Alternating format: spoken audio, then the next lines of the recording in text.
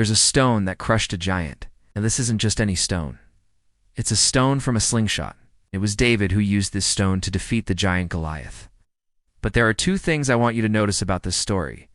First, David didn't fight Goliath with his armor. He left his armor behind. Some people think that fighting a giant would require lots of strength or some kind of superpower. But the Bible says that David had none of those things. In fact, he was just a young boy. But he did have something far more powerful than physical strength.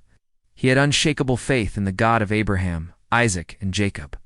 And with that faith, he knew that God would be with him. He knew that God would help him. And so when David went out to meet Goliath, all he brought with him was a sling, 5 stones, and that unshakable faith.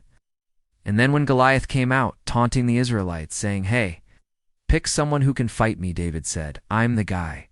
I'm here to fight."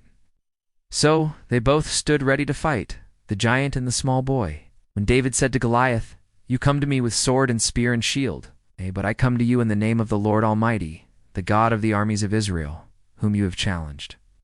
This day the Lord will deliver you into my hands, and I will strike you down and cut off your head. Then I will give your body to the birds and beasts of the field." So David took aim, and he let the stone fly. And as that stone left the slingshot, it became a missile of God.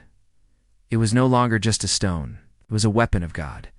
And as that stone hit Goliath on the forehead, it must have felt like an earthquake to him.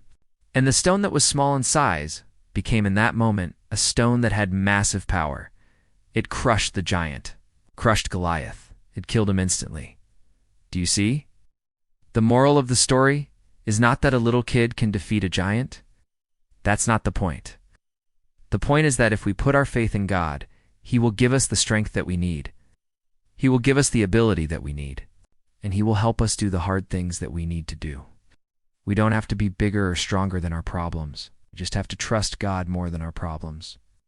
And so today, whatever giant you're facing, I want you to remember, God is on your side.